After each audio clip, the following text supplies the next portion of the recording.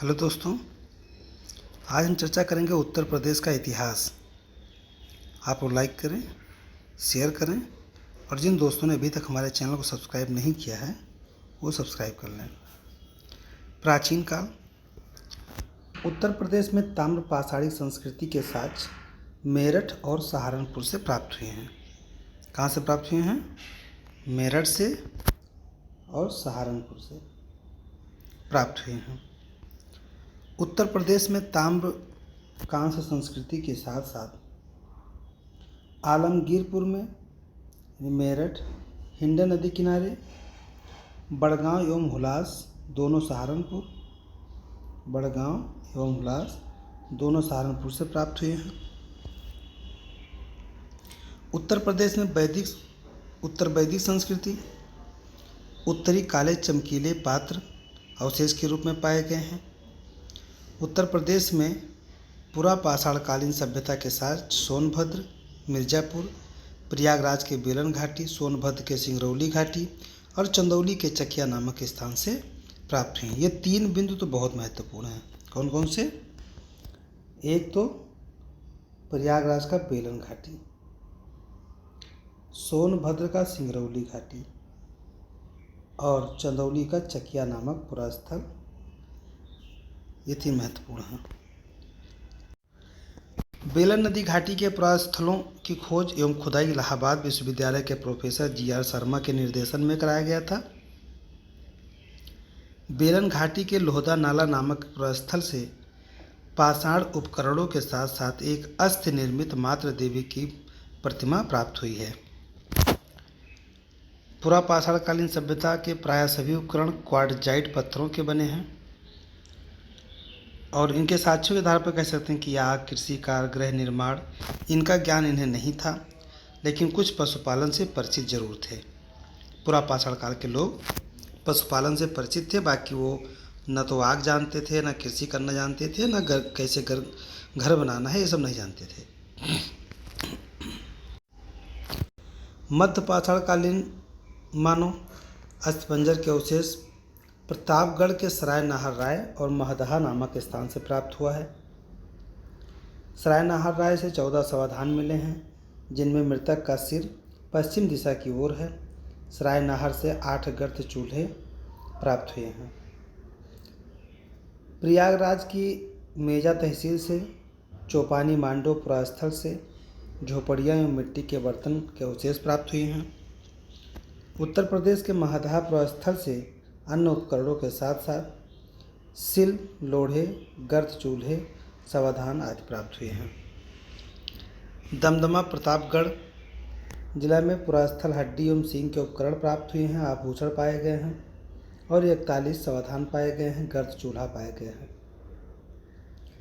नवीन खोजों के आधार पर भारतीय उपमहाद्वीप में प्राचीनतम कृषि के साक्ष्य वाला स्तर संत कबीर नगर में लहुरा देव है, जो 9000 से 8000 ईस्वी पूर्व के मध्य चावल के साक्ष्य को प्राप्त करता है।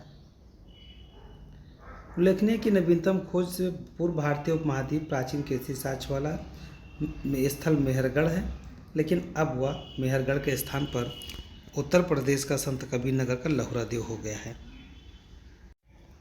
बलूचिस्तान में जो मेहरगढ़ था, वहाँ से 7000 ईस्वी पूर्व में गेहूं के साक्ष्य पाए गए थे, लेकिन लहुरा देव से चावल के साक्ष्य पाए गए। यहाँ पर भी ध्यान रखना है कि अगर गेहूं का साक्ष्य पूछेगा तो आज भी मेहरगढ़ है, लेकिन प्राचीनतम कृषि साक्ष्य केवल पूछेगा तो लहुरा देव है, चावल साक्ष्य पूछेगा तो लहुरा देव है। जबकि प्राचीनतम साक्ष्य वाला स्थल कोल्डीवा भी प्रयागराज के बेलन घाटी के तट पर स्थित है, जो 6500 ईस्वी पूर्व चावल भूसी के साक्ष्य प्राप्त हुए थे। मिर्ज़ापुर, सोनभद्र, प्रयागराज एवं प्रतापगढ़ के से उत्खनन में नवपाषाण काल के औजार और हथियार मिले हैं। आलमगीरपुर से हड़प्पा कालीन वस्तुएं प्राप्त हुई हैं, जो मेरठ में हिंडन नदी पर है। 16 महाजनपदों में से 8 महाजनपद उत्तर प्रदेश में हैं, जो आधुनिक उत्तर प्रदेश में कुरु, पांचाल, काशी, कौशल, सूरसेन, चेदी, वत्स और मल्ल हैं। कौशल महाजनपद अवध क्षेत्र में स्थापित है, जिसकी उत्तरी कौशल राजधानी साकेत, वर्तमान अयोध्या, और दक्षिणी की राजधानी श्रावस्ती, जो श्रावस्ती जिले में शहत महत थी, वहाँ पे थी। सतपथ ब्राह्मण में कौशल का उल्लेख हुआ है। कुरु महाजनपद मेरठ से दिल्ली तक विस्तृत था, जिसकी राजधानी इंद्रप्रस्थ या हस्तिनापुर थी।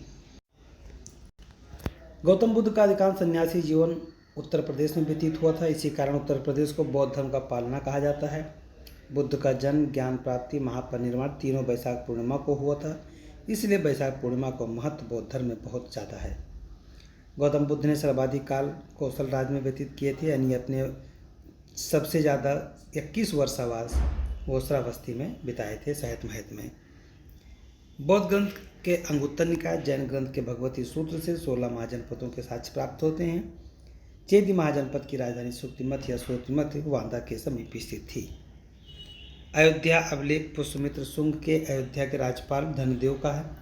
इसे पता चलता है कि पुष्यमित्र ने 2 अश्वमेध यज्ञ करवाए थे। उत्तर वैदिक युग से संबंध स्थल अतरंजी खेड़ा है, जो एटा जिला में है। गैरिक मृदभांड और कृषि लोहित मृदभांड के परंपरा और चित्रित धूसर पात्र परंपरा यहाँ पे पाई गई थी। अयोध्या का प्राचीन नाम अयाजसा था। अतरंजी खेड़ा से शुंगों, कुषाणों और गुप्त शासकों से संबंध अवशेष प्राप्त हुए हैं। बौद्ध परंपरा के अनुसार अशोक ने एक स्तूप का निर्माण अयोध्या में करवाया था।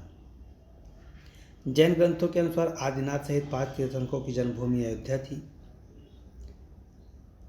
अहिछत्र से मित्र, देखिए यहाँ पे ध्यान रखिएगा कि जो जैन धर्म के पहले, दूसरे, चौथे, 5वें और 14वें, ये जो 5 तीर्थंकर हैं ये अयोध्या में जन्मे। वहीं तीसरे और 8वें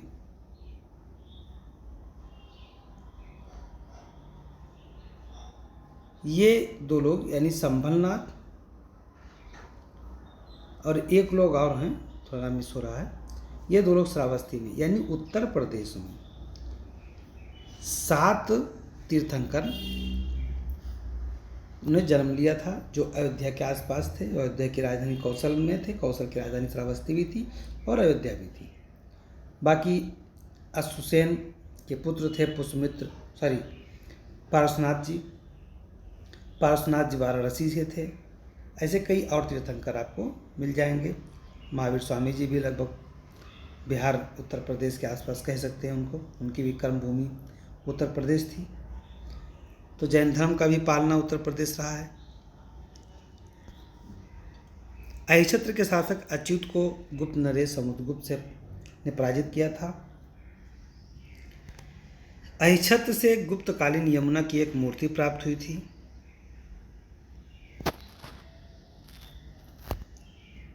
प्राचीन काल में कन्नौज कान्यकुब्ज के नाम से जाना जाता था।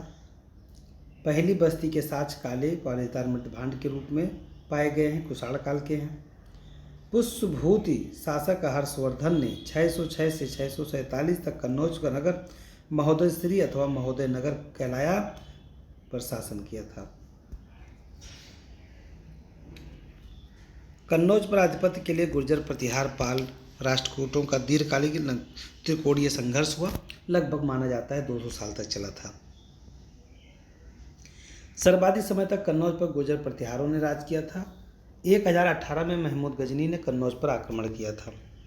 बौद्ध काल में कपिलवस्तु श्री सिद्धार्थनगर जिले के पिपरावा से शाक गणराज की राजधानी थी। कपिल ऋषि के वास से इस स्थल का कपिलवस्तु नाम पड़ा था। श्रावस्ती वाराणसी मार्ग व वैशालीपुर मार्ग का केंद्र स्थल है। काम्पिल बदायूं एवं फर्रुखाबाद के मध्य स्थित है। प्राचीन काल में शिक्षा का प्रसिद्ध केंद्र रहा। अहरौरा मिर्जापुर से अशोक का लघु शिलालेख तथा सारनाथ एवं कौशाम्बी से लघु स्तंभलेख मिलता है। अशोक की राजकीय घोषणाएं जिन स्तंभों पर उत्कीर्ण हैं उन्हें लघु स्तंभ कहते हैं। सांची एवं सारनाथ के लघु स्तंभ में अशोक ने अपने महापात्रों के संघभेद को रोकने का आदेश दिया है। यानी अशोक की जो राजकीय घोषणाएं हैं उन्हें लघु स्तंभ लेख कहा गया है। सांची और सारनाथ के लघु स्तंभ लेख में अपने महापात्रों को संगवेद रोकने का आदेश देते हैं। प्रयाग स्तंभ पर अशोक की रानी करुआकी द्वारा दान दिए जाने का उल्लेख है। इसे रानी का अभिलेख कहा जाता है।